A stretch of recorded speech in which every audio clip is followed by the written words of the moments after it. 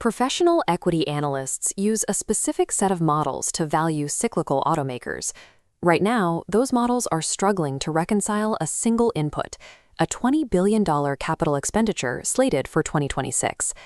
Standard financial models track physical assembly lines. In 2026, those lines are being overwritten by a sprawling, interconnected digital neural network.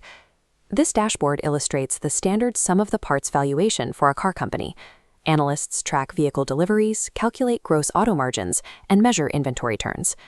The model fractures as inputs like AI infrastructure costs and compute scaling do not fit within a sequential auto manufacturing multiple.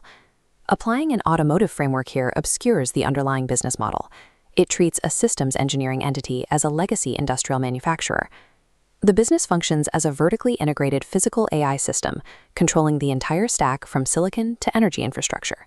The tech sector largely approaches AI horizontally.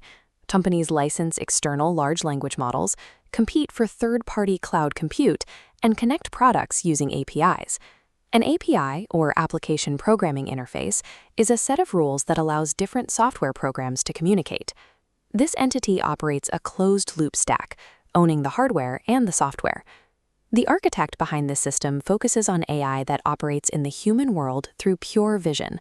It requires no specialized infrastructure and no custom integrations. Understanding the valuation requires deconstructing this system across three layers: the data endpoints, the unified neural architecture, and the infrastructure moats.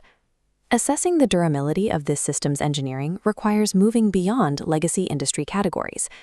7 million vehicles currently on the road function as a globally distributed network of vision-based data collection nodes. This chart tracks the system's cumulative real-world vision data. It has scaled from 6 million miles in 2021 to over 8.4 billion miles today. Every lane change and intersection trains the network, creating a scale of raw data that is difficult to replicate. Other autonomous driving projects rely on expensive LiDAR sensors and geo-fenced environments. LiDAR stands for Light Detection and Ranging, a remote sensing method using pulsed lasers, laser mesningsens. This hardware-heavy approach requires solving driving city by city. A pure vision approach actively attempts to solve generalized AI itself. The economics of the autonomous network rely on converting privately owned consumer assets into revenue-generating compute nodes. This creates a scalable transportation as a service, or TaaS, model. This physical hardware is designed for that network, operating without steering wheel or pedals. At scale, estimated operating costs fall below 20 cents per mile. The transportation network leverages 7 million vehicles already in driveways, functioning as a distributed fleet with zero vehicle acquisition costs for the company. It bypasses the unit economics of traditional ride-hailing apps. The intelligence processing this visual data lives in a neural world simulator. This is a single unified training architecture where the AI learns to navigate physical space through pure camera input. The neural network that ingests video to output driving commands for a vehicle is being adapted to output movement commands for a humanoid robot.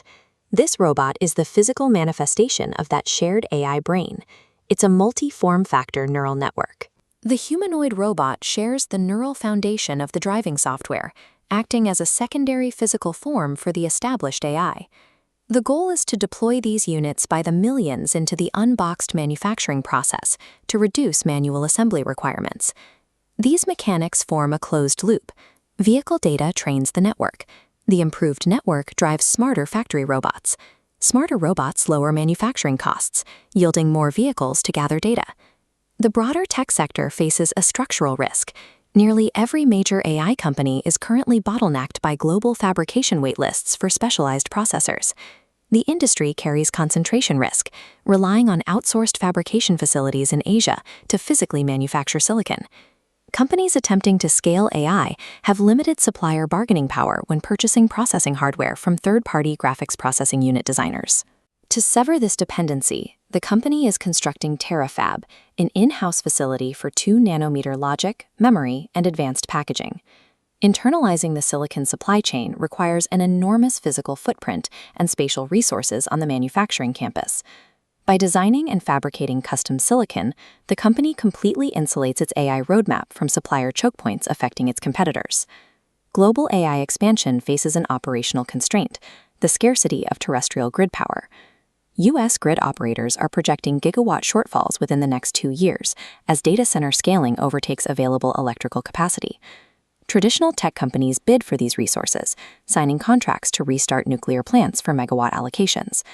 Instead of bidding for grid power, this system utilizes internal energy storage and planned 100 gigawatt solar manufacturing to build self-sufficient plants. These dedicated storage facilities are already active, deployed on-site to power proprietary AI supercomputers. The ambition extends to solar-powered orbital data centers. This provides off-grid AI compute in low Earth orbit, where sunlight is constant. While the tech sector competes for finite terrestrial resources, this entire ecosystem is vertically integrating to produce its own energy. Professional equity analysis requires a risk assessment. The primary balance sheet fragility is the scale of the $20 billion capital expenditure slated for 2026. This spending is tied to operational challenges. The modular, unboxed manufacturing process is unproven at global scale, and unsupervised autonomy faces complex regulatory hurdles. If timelines slip, the infrastructure investment becomes stranded capital.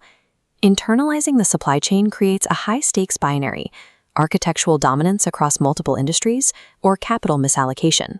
How do you price a single entity that owns every layer of the hardware, software, and energy stack? Current market models establish a baseline valuation built on auto sales and cyclical hardware margins. Standard models ignore several strategic assets: the TAS network, in-house silicon fabrication, robotic labor efficiencies, and off-grid compute. These represent structural moats with a 5 to 10-year durability. Even with delayed timelines, the integrated architecture has no direct competitor. Every factory, data stream, and product line feeds into a single machine. Treating the entity as a cyclical automaker ignores the integration of its hardware, software, and energy layers. Systemic data indicates a valuation model based on the entire physical AI stack.